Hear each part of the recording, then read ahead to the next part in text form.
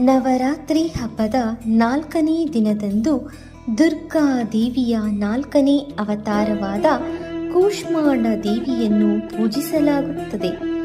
ಅವಳು ಸಿಂಹದ ಮೇಲೆ ಸವಾರಿ ಮಾಡುತ್ತಾಳೆ ಮತ್ತು 8 ಕೈಗಳನ್ನು ಹೊಂದಿದ್ದಾಳೆ. ಅವಳು ತನ್ನ ಬಲಗೈಯಲ್ಲಿ ಕಮಲ, ಕಮಂಡಲ ಮತ್ತು ಬಿಲ್ಲು ಬಾಣವನ್ನು ಹಿಡಿದಿದ್ದಾಳೆ.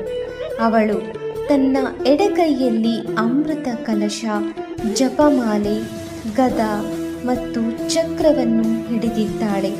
ಕೂಷ್ಮಾಂಡ ದೇವಿಯನ್ನು ಅಶ್ವಭುಜ ದೇವಿ ಎಂದು ಪರಿಗಣಿಸಲಾಗುತ್ತದೆ. ಈ ಶುಭ ದಿನದಂದು ಖಿನ್ನತೆ, ಆತಂಕ, ಭಯ ಅಥವಾ ವಿಷಾದವನ್ನು ಅನುಭವಿಸುತ್ತಿರುವ ಜನರು ಕೂಷ್ಮಾಂಡ ದೇವಿಯನ್ನು ಪ್ರಾರ್ಥಿಸಬೇಕು ಮತ್ತು ಪೂಜೆ ಮಾಡಬೇಕು.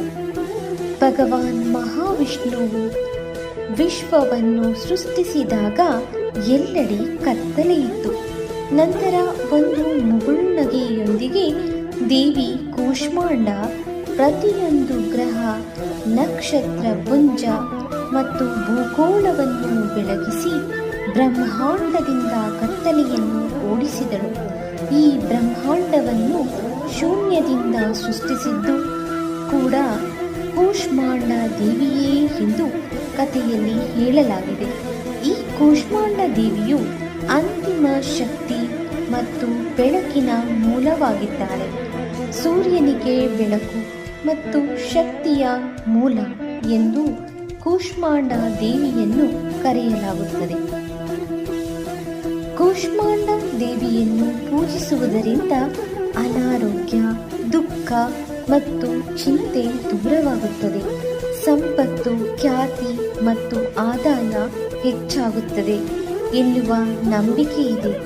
ಈ ದಿನದಂದು ದುರ್ಗಾ ದೇವಿಯ 4ನೇ ರೂಪವನ್ನು ಪೂಜಿಸುವುದರಿಂದ ಮನೆಗೆ ಸಂತೋಷ, ಸಮೃದ್ಧಿ ಮತ್ತು ಪ್ರಗತಿ ಸಿಗುತ್ತದೆ.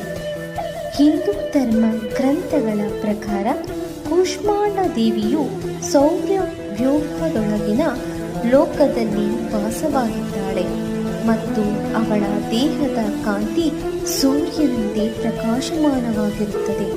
ಅವಳ ಕಾಂತಿ ಮತ್ತು ಬೆಳಕು ಎಲ್ಲ ಬ್ರಹ್ಮಾಂಡದ ದಿಕ್ಕುಗಳನ್ನು ಬೆಳಗಿಸುತ್ತದೆ. ನಾವೆಲ್ಲರೂ ಆ ದೇವಿಯ ಕೃಪೆಗೆ ಭಾಗಿಯಾಗೋಣ. ಸರ್ವೇ ಜನ ಸುಖಿನೋ ಭವಂತು. ಸಮಸ್ತ ಸನ್ಮಂಗಳಾನಿ ಭವಂತು.